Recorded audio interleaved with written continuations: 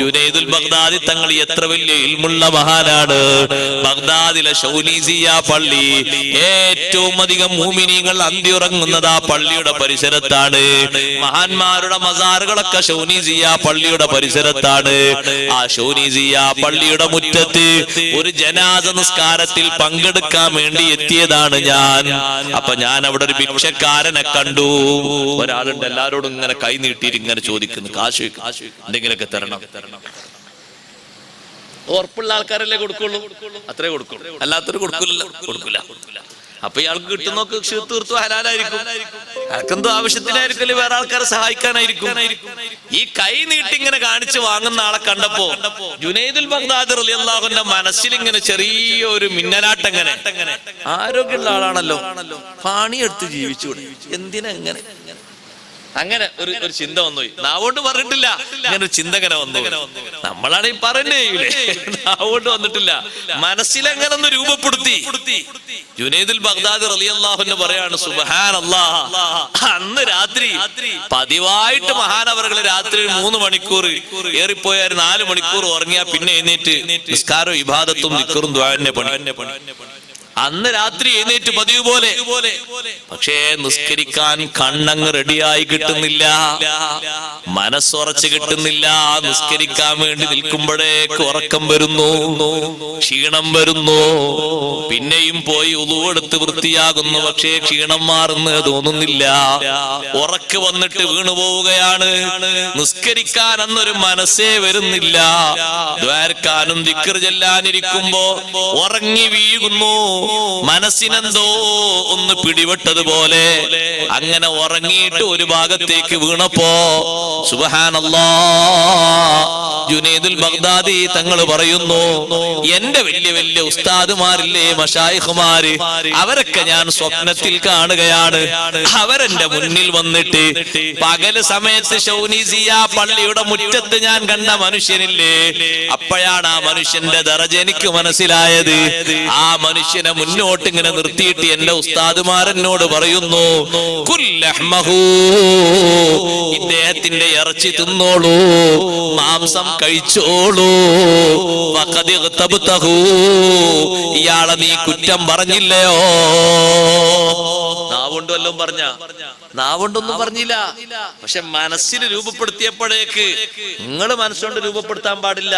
നിങ്ങളേതാ ആള്, നിങ്ങൾ ആരെ പറ്റിയും ഒരു ചിന്ത മാത്രമേ ഉണ്ടാകാൻ പറ്റുള്ളൂ. അതല്ലേ അവരെ മനസ്സിന്റെ സ്വഭാവം.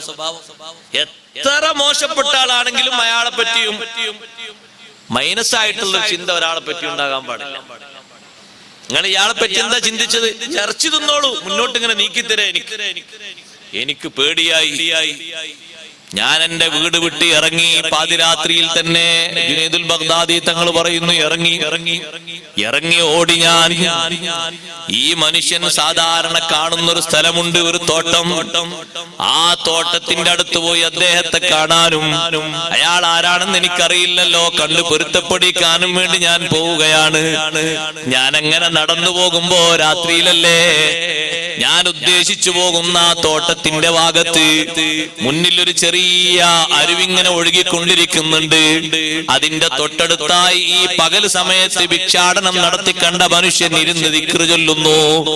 എന്നെ കണ്ടപാടെ തന്നെ ചോദിച്ചു, യാ അബുൽ ഖാസിം അതഊദ്, അബുൽ ഖാസിം ജുനൈദുൽ ബഗ്ദാദി ഇനി ആവർത്തിക്കുമോ? എന്താ ചോദ്യം? ഞാൻ ഈ കണ്ട വിവരങ്ങളൊന്നും ഞാൻ പറഞ്ഞിട്ടില്ല, ഞാൻ ഒന്നും പറഞ്ഞിട്ടില്ല. സംസാരിക്കുന്നതിന് മുമ്പ് തന്നെ എന്നോട് ചോദിച്ചു, ഇനി ആവർത്തിക്കുമോ? നിങ്ങളെപ്പോലത്തവരെ മനസ്സിൽ ഇങ്ങനത്തെ ചിന്തേ. സഹോദരങ്ങളെ, അന്നത്തെ തഹജ്ജുദ് ഒക്കെ മുടങ്ങി, ദുആവും മുടങ്ങി, ദിക്റും മുടങ്ങി, ഒക്കെ മുടങ്ങി. ഒന്നിനും റാഹത്തില്ല. കാരണം കൽബിന് തെളിച്ചുണ്ടെങ്കിലേ എന്തിനും റാഹത്ത് ഉണ്ടാകുള്ളൂ. ജുനൈദുൽ ബഗ്ദാദി റളിയല്ലാഹു അൻഹു എന്ന ഈ മഹാമനുഷ്യയെ ചെറിയ രൂപത്തിൽ ഒന്ന് ബാധിച്ചപ്പോ തന്റെ ഉസ്താദുമാരെ ശിക്ഷണമാണത്. ഉസ്താദുമാരാണ് ഈ മനുഷ്യനെ മുന്നോട്ട് വെച്ചിട്ട് ഇയാളെ ദർജ കാണിച്ചു കൊടുത്തത്. നിങ്ങൾ ആ പറഞ്ഞേ ഭിക്ഷാടനം നടത്തുമ്പോ ജോലി എടുത്ത് ജീവിച്ചൂടെന്ന് ചോദിച്ചില്ലേ? ഇദ്ദേഹം ഭിക്ഷാടനം നടത്തിയ സ്വന്തത്തിന്റെ ആവശ്യത്തിനല്ല, നാട്ടിൽ പാവപ്പെട്ട എത്രയോ ആളുകളെ പിരിവെടുത്തിട്ട് പോറ്റുന്ന ഒരു വലിയ മഹാനാണിത്. നിങ്ങൾ എന്തേ കരുതിയത്? എന്ത് മനസ്സിലാക്കിയിട്ടാ മനസ്സുകൊണ്ടാ കരുതിയത്? അങ്ങനെ പെട്ടെന്ന് ഒരാളെ പറ്റി കരുതരുത്. കരുതിയ അങ്ങക്കാണ് കുഴപ്പം. തഹജ്ജുദും ദിക്റും ദുആക്ക് മുടങ്ങിയില്ലേ? ജുനൈദുൽ ബഗ്ദാദി തങ്ങൾ കേണപേക്ഷിച്ചു പറഞ്ഞു, എനിക്ക് പൊരുത്തപ്പെട്ടു തരണം, ഇനി ആവർത്തിക്കൂല. ഇനി മേലാൽ എന്റെ മനസ്സിൽ നിന്ന് ഇങ്ങനത്തെ ഒരു ചിന്താഗതി വരില്ല. ജുനൈദുൽ ബഗ്ദാദി റളിയല്ലാഹു അൻഹു പറയാണ്, അന്ന് മനസ്സിന്റെ ആ ഒരു ചിന്ത മാറ്റി പിന്നെ എന്ത് കണ്ടാലും അനുകൂലമായി മാത്രമേ ചിന്തിക്കൂ, പ്രതികൂലമായി ചിന്തിക്കൂല.